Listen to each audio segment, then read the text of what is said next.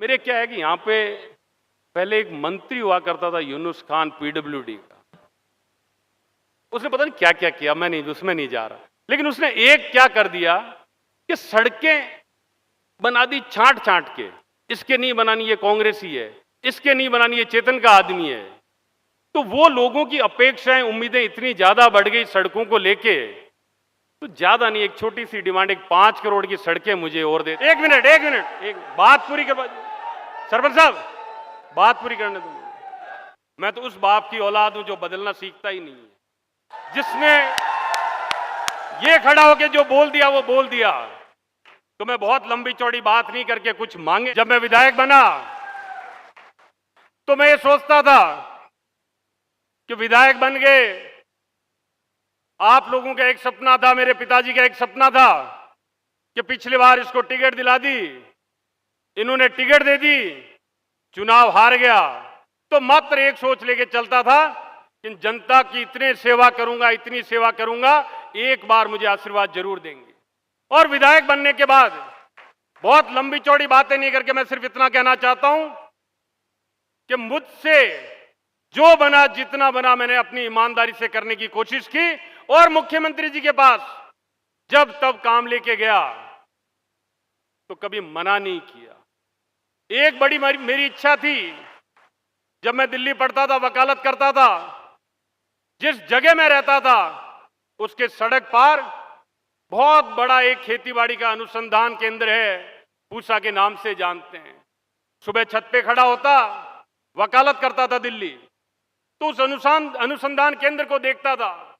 वहां Haryana, Punjab, western UP, कहीं कहीं से किसान आते और उन्नत खेती करना सीखते थे, वहां से बीज लेके जाते थे। मेरी तब से इच्छा रही कि जीवन में कभी लायक बन गया तो और तो कुछ नहीं, इतना बड़ा अनुसंधान केंद्र तो शायद नहीं बन पाए, लेकिन डीडवाना में एक कृषि महाविद्यालय बने, ये मेरी इच्छा रही।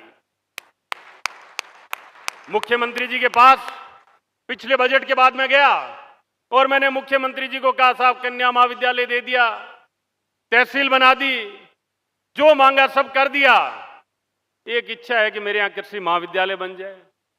बड़ी अजीब सी इनकी मुस्कान है, मंद मंद मुस्कुराते रहे, कुछ बोले नहीं। तो मुझे लगा ये आदमी अपने को बेवकूफ बना रहा है, देगा नहीं। लेकिन जिस दिन बजट का आखिरी भाषण पढ़ा, उस दिन इन्होंने घोषणा की कि मैं घोषणा करता हूं डीडवाना में कृषि महाविद्यालय बने। यकीन मानिए, ये शशि भाई पीछे बैठे हैं, सबसे ज्यादा तालियां, अगर मेज थपथपाने का एक रिवाज है विधानसभा में, सबसे ज्यादा मेज अगर किसी ने थपथपाई तो एकमात्र विधायक चेतन डूडी पीछे बैठा हुआ थपथपा रहा था। ये एक सोच, ये एक सपना मैं हरदम लेके चलता हूं कि हमारी आने वाली पीढ़ियां ऐसी खेती करे, ऐसी उन्नत खेती करे जो कम पानी के अंदर कर सके, ज्यादा आमदनी हो। और यकीन मानिए, मैं जब से विधायक बना, मैंने बहुत बड़े हाईवे नहीं मांगे, मैंने बहुत बड़ी सड़कें नहीं मांगी, छोटे छोटे गांव ढाणियों को जोड़ने की कोशिश की। और यही मेरी तमन्ना अंत तक रहेगी। हो सकता है कल को कोई दूसरे विधायक आ जाएं, लेकिन अगर आप लोगों का आशीर्वाद, आप लोगों का स्नेह, आप लोगों का प्यार इसी तरह मिलता रहा, तो इस चीज का वादा करता हूं कि पूरी ईमानदारी से आप लोगों का काम करवाने की कोशिश करूंगा। ये मेरे अंदर मेरे पिताजी ने बसाई है ये चीज, और उन्होंने लगातार मुझे यही कहा, चेतन अपना जमीर जिंदा रहना चाहिए, लगना चाहिए, तू ठीक है, बाकी दुनिया चाहे कोई भी बात कहे। और मैं बड़े गर्व के साथ ये बोल सकता हूं कि मैंने यही कोशिश की, और आगे भी बदस्तूर आप लोगों का आशीर्वाद, आपका स्नेह मिलता रहा तो इसको जारी रखूंगा।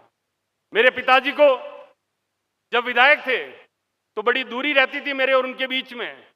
मुख्यमंत्री जी के पास कागज तैयार करके लेके जाते थे दो चीजों के, एक तो पीने का मीठा पानी कि हिमालय से मुझे पानी चाहिए डीडवाना के लिए, नागौर के लिए, और दूसरी कि डीडवाना को जिला बना दे। मैं उनको देखता रहता था, सोचने की कोशिश करता था, समझता था। और जब मुख्यमंत्री जी इस बार मुख्यमंत्री बने तो यकीन मानिए, पूरी ईमानदारी से बोल रहा हूं, कोई बड़ी इच्छा नहीं थी कि मैं कहीं कोई मंत्री बन जाऊं, सचिव बन जाऊं, कुछ नहीं। आपके आशीर्वाद से, पार्टी के आशीर्वाद से विधायक बन गया। आगे अगर आशीर्वाद मिला तो फिर बन जाएंगे, लेकिन एक इच्छा थी कि जो काम, जो फाइलें वो लेके जाते थे, वो कहीं ना कहीं कभी ना कभी एक सपना साकार हो। और मैं धन्यवाद देना चाहता हूं मुख्यमंत्री जी को, जिन्होंने डीडवाना को जिला बनाया और नाम रख दिया डीडवाना कुचामन। कोई गुरेज नहीं है, कोई गुरेज नहीं है, कहीं कोई फर्क नहीं है। ये जो फैसला करते हैं वो न्यायोचित और सही करते हैं, ये मैं मानता हूं। मैं फिर बोलता हूं कि मुख्यमंत्री जी, आप जो करें उस पर एक रत्ती भर का अविश्वास नहीं होता मुझे।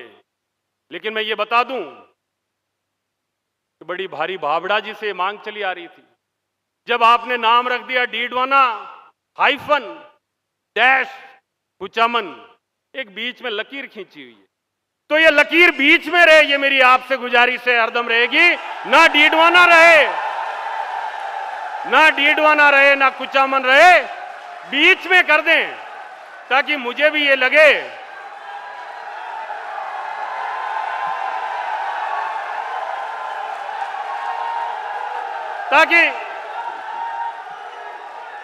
ताकि एक मिनट बात पूरी करवा, सरपंच साहब बात पूरी करने दो, ताकि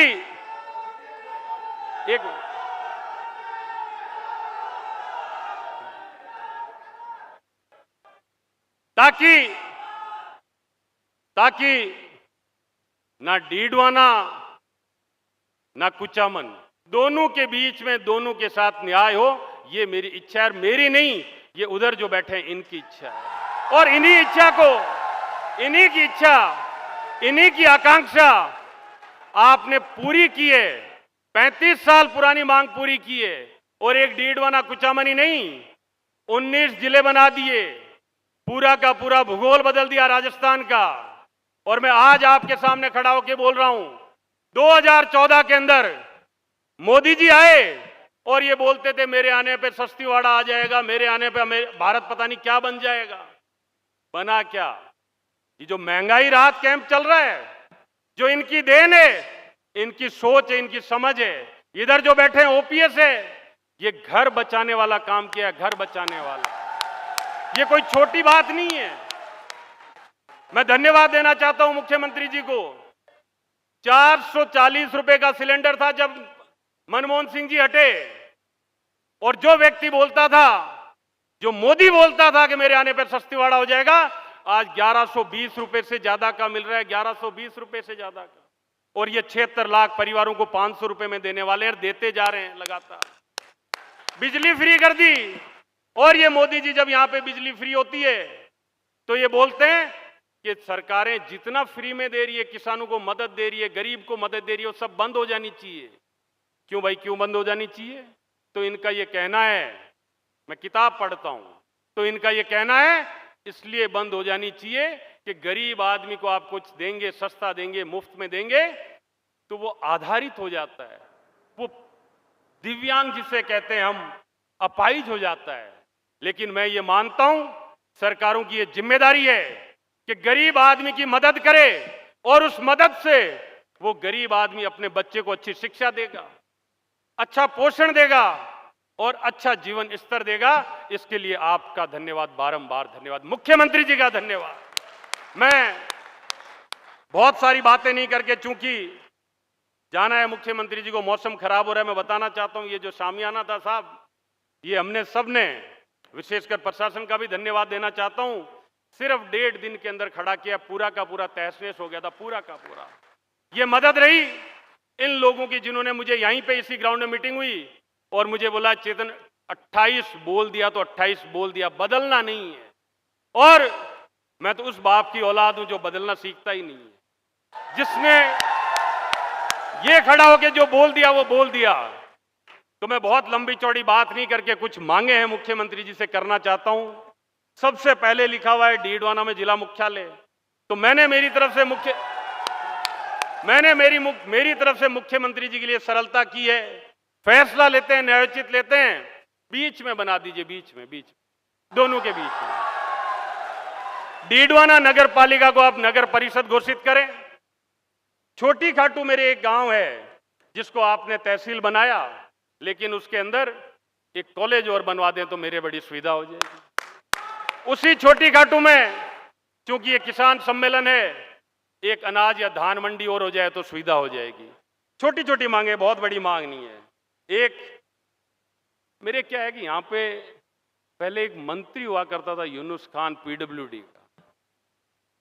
उसने पता नहीं क्या क्या किया, मैं नहीं उसमें नहीं जा रहा, लेकिन उसने एक क्या कर दिया कि सड़कें बना दी छांट छांट के। इसके नहीं बनानी ये कांग्रेसी है, इसके नहीं बनानी ये चेतन का आदमी है।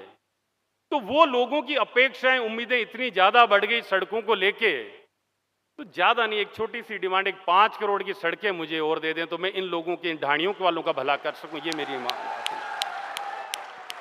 और एक पानी की दिक्कत है, आपकी मेहरबानी रही, हिमालय का पानी यहां तक आ गया तो एक इस मौलासर गांव में, बहुत बड़ा गांव है, और एक आजवा गांव में 2 ऊंची टंकियां बन जाए, इतना ही निवेदन है। आप सबों का ढेर सारा धन्यवाद, ढेर सारा आशीर्वाद।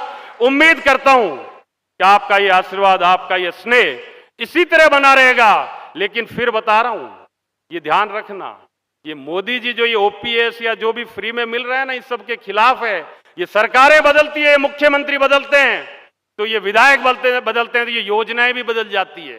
तो हमें ये सुनिश्चित करना पड़ेगा कि सरकार फिर से कांग्रेस की आए, सरकार फिर से हमारी बने, ये योजनाएं निरंतर जारी रहे और अशोक जी गहलोत को 4थी बार मुख्यमंत्री बनाए और एक इतिहास रच दें राजस्थान के अंदर। एक बार फिर से आप सभी का ढेर सारा धन्यवाद, साधुवाद।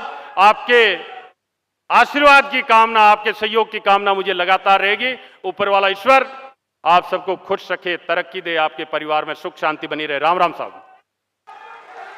जोरदार तालियों से अभिनंदन।